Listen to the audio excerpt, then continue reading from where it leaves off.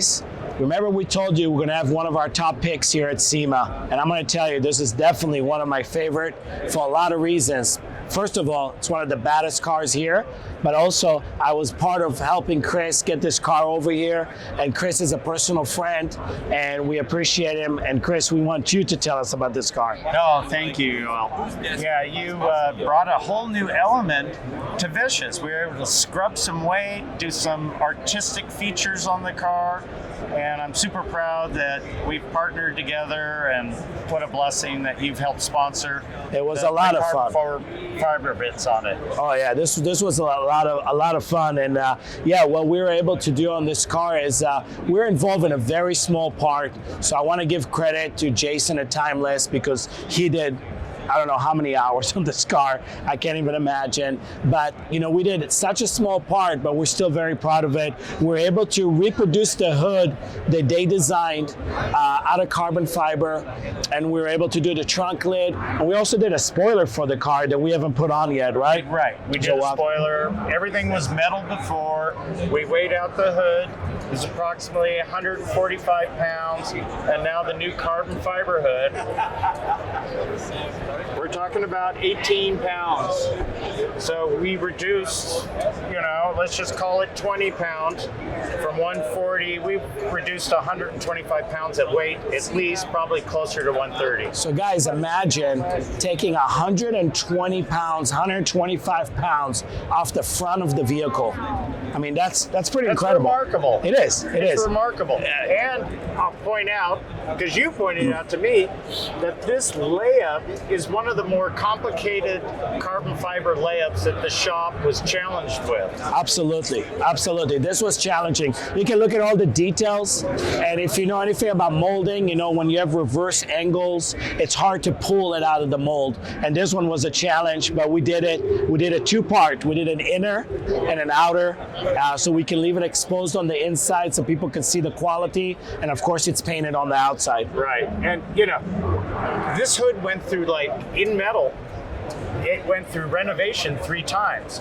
I'm sure. The car is so violent with over 1,000 at the rear wheels, but we've added this, and you got to remember, when we add in this is metal. Yes. Right? We're fortifying the hood because this little bubble kept on kind of not being stable. We get little cracks in it.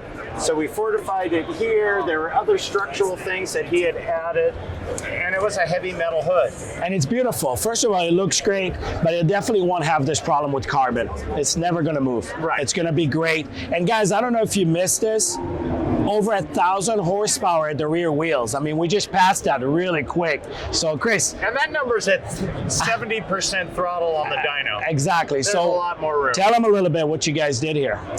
What makes it unique is a compound boosted car, meaning we have a supercharger on the top, gets us out of the hole at the beginning.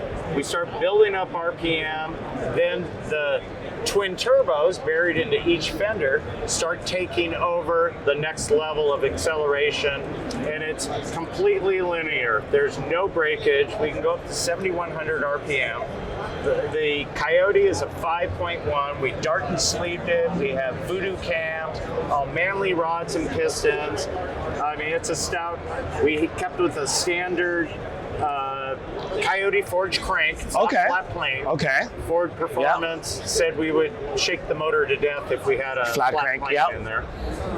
Rev line is 9,100, if I didn't say that already. So it's got some headroom. So guys, again, you're talking about a serious build here. And obviously we're at SEMA, so we're not driving this car. But if you guys go to the Autotopia channel, they just released a brand new video of them driving this car. And I would definitely not miss it if you're interested to see more detail about this build. But also what's unique about this car that you didn't talk about, and if anybody knows about gearboxes, tell them about the gearbox that you put in this thing. Again, we built a car that was 9/10 race, 1/10 street. So what I consider the best of the best at the time we originally built it, still holds up true 7 years later with the new look of the car. But it's a sequential 6-speed. It's a racing gearbox. We do have 3 pedals. It's still considered a manual gearbox. Yeah. So after we take off in first gear, you can go wide open, you know, no lift shifts. Yeah. It shifts in milliseconds. Upshift, downshift, no issue. This thing is stuck. You can try and shift it. You can shift it at 30. It hates it. You'd probably use the clutch to feather it at that point. Yeah. So a heavy load, It loves it's it. music to It my loves ear. the load. Yeah.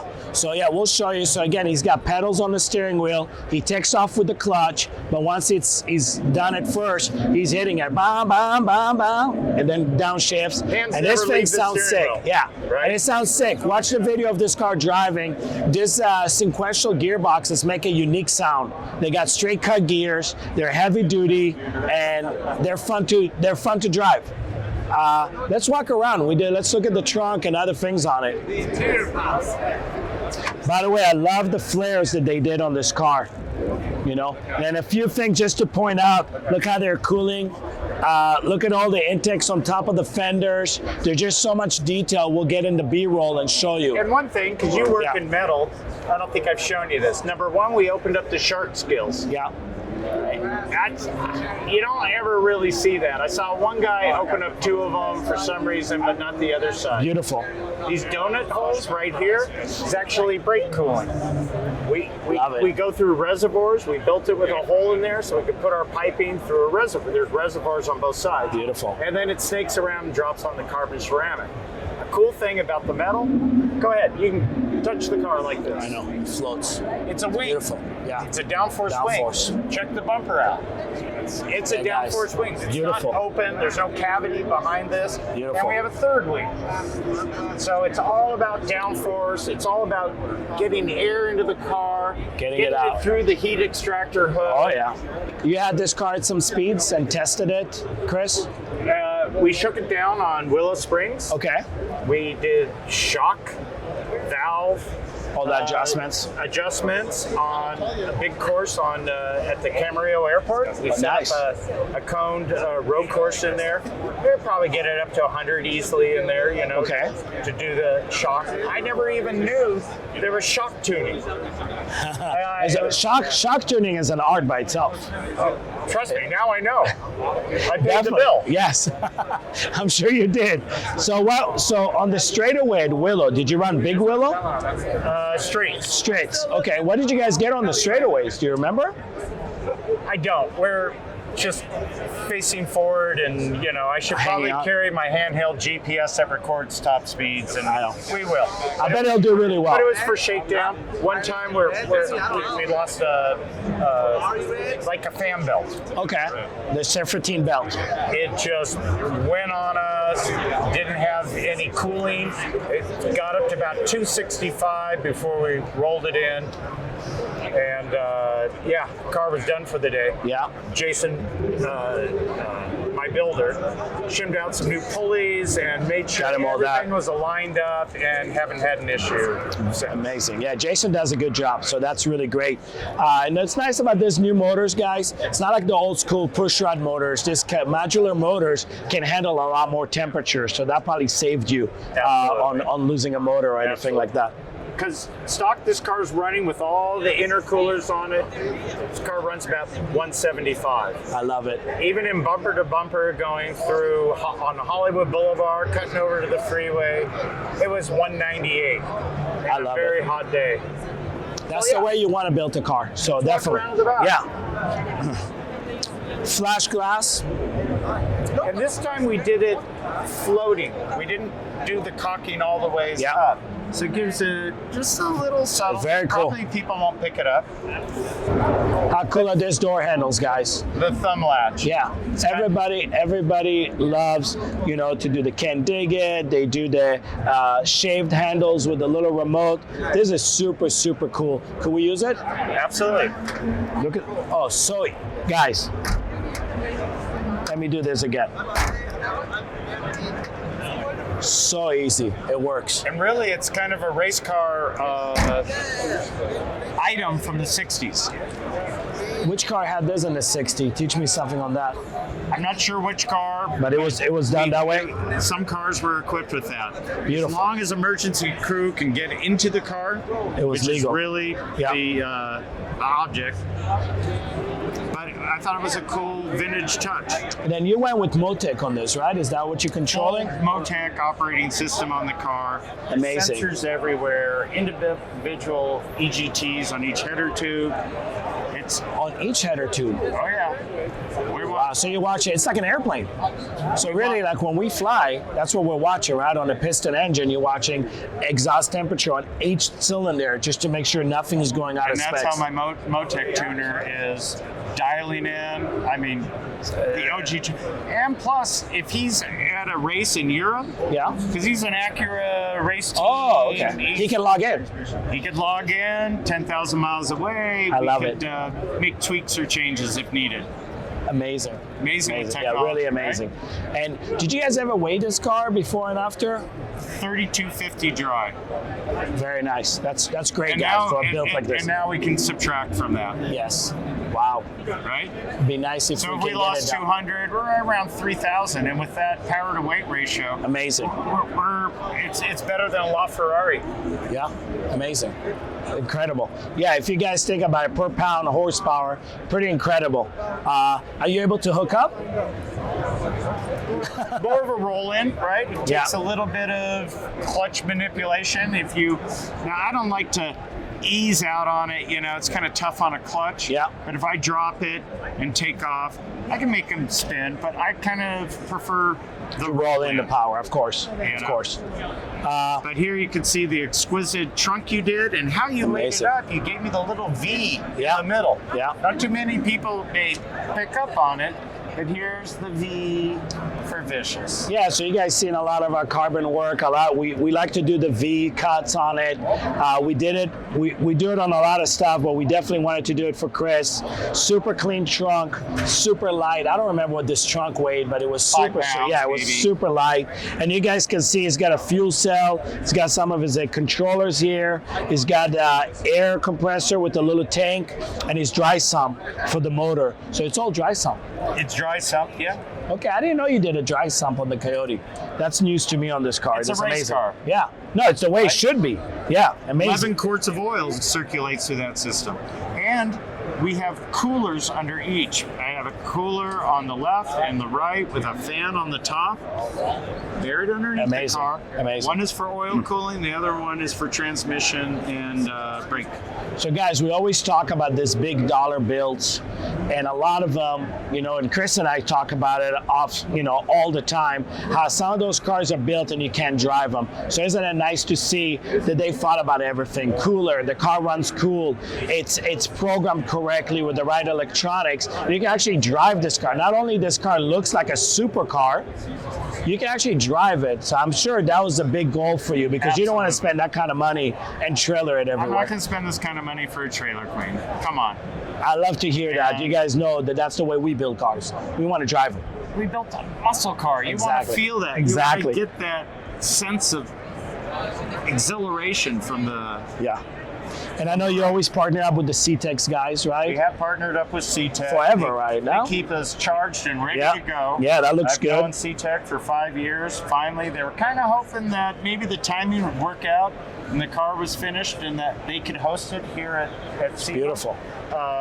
Everything worked out fine. Here we are. We did a new CNC exhaust tip here in the Yeah, rear. so is that what that is right here, what I'm looking at? That's the center exit exhaust, Ferrari inspired. We're trying to get some pictures of the suspension. This thing is amazing. Chris, congratulations. I know you're like a proud dad, I am. because I know I've been through, we see each other often, and I've been through this process, and it's not an easy process. If anybody ever built a car at this level, put the money aside. There's a lot of decisions, there's a lot of waiting, there's a lot of frustration because you're relying on other people. It's not easy to build a car in this level, and I'm sure now that it's here, there's like weights off your shoulder. To be honest, I had some tears in my eyes, sense of relief, excitement, to reconnect with the car after 3.5 years. Didn't realize that a car could bring out an emotion such as that of happiness, but I'm elated, and I thank C-Tech for hosting us, put her there, Yoel. I thank you for jumping on board and supporting the Vicious campaign and what we're all about. And really, I'm just so happy 100 pounds, and you know that's substantial. I'm just happy to be part of this car because this car is a legend. It's going to be talked about for many, many years. You built something that is a standard. You know, 7 years ago, I think when was the first? 2016 when we first debuted it. Okay, 6 years ago. Yeah, so it was.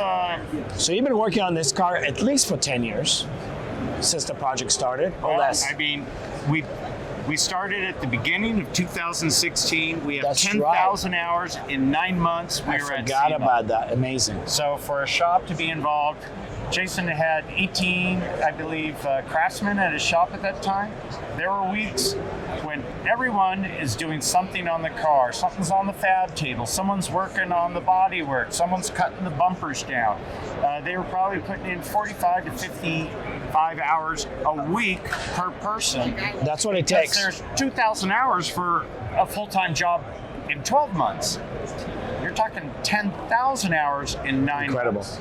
So guys, you know what they did is incredible. But this car, when it came out, I remember when the car was released, the first version of it, it was an industry standard. You know, it was groundbreaking. You know, cutting edge for sure. 100% for those years, and you can see it coming back here. It's still getting the crowd. People are excited. You achieved something amazing. I'm sure you're happy. I don't know if you'll do it ever again, but this is something that I'm sure part of your life now. It's like a kid. It has been. It's another kid. Thank you.